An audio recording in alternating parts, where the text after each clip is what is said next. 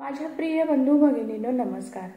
आजचा माझा विषय आहे नव्याने कुळ निर्माण होतो का आणि नव्याने कुळ निर्माण होण्यासाठी कोणकोणते महत्त्वाचे नियम तरतुदी आहेत।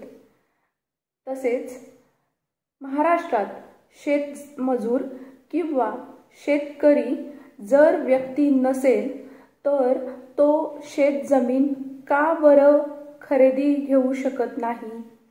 तसेच तुमच्या एका छानशा कमेंटला माझे छानसे उत्तर। नव्याने कुळ हक्क निर्माण होतो का, तर त्याचे उत्तर असे आहे। कुळ कायदा कलम 32(ओ) नुसार आजही दुसऱ्याची जमीन कायदेशीररित्या 1 वर्ष जरी दुसरा इसम कसत असेल तर कुळ वहिवाट सुरू झाल्याच्या तारखेपासून 1 वर्षाच्या आत तो कुळ असल्याचा दावा करू शकतो। त्यासाठी काही महत्त्वाचे नियम तरतुदी आहेत। नंबर 1, मालक व वहिवाटदार यांच्यात करार झाला असला पाहिजे। नंबर 2, तो मालकाकडून जमीन कसत असला पाहिजे। नंबर 3, तो खंड देत असला पाहिजे। नंबर 4, जमीन मालक व कुळ यांच्यात अशा प्रकारचे नाते संबंध असले पाहिजेत।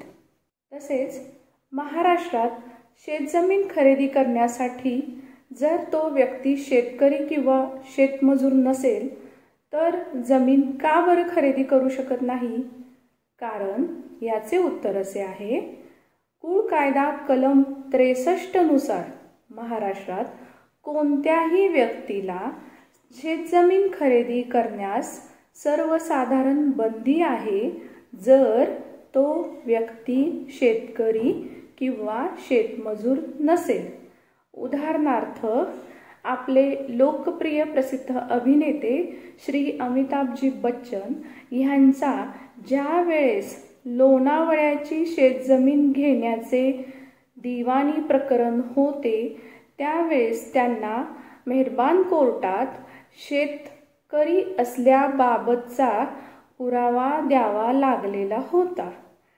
त्याच पद्धतीने जेव्हा लोकप्रिय अभिनेत्री राणी मुखर्जी यांना ज्यावेळेस शिर्डीमध्ये शेतजमीन खरेदी केलेली त्यावेळेस ते प्रकरण दिवाणी कोर्टात पोहोचले त्यावेळेसही त्यांना शेतकरी असल्याबाबतचा पुरावा देण्यास मेहरबान कोर्टात भाग पडलेले होते। तसेच आपल्या या छानशा कमेंटला माझं हे छानसं उत्तर। पुनर्वसन कायद्याखालील कोणताही प्रश्न उपस्थित होत असेल किंवा त्यावरती न्याय निर्णय देण्याचे अधिकार केवळ जिल्हाधिकारी यांनाच आहेत।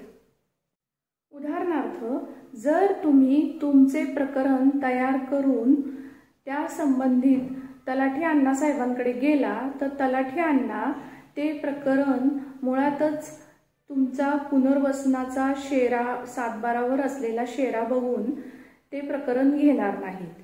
तरी पण अण्णासाहेबांच्या तुम्ही जास्त मागे लागला तर ते प्रकरण घेतीलही दाखल करून, परंतु तलाठी अण्णांना ते अधिकार नाही आहेत की कोणताही फेरफार तयार करण्याचा, फक्त ते 7/12 फेरफारच्या नोंदी घालू शकतात।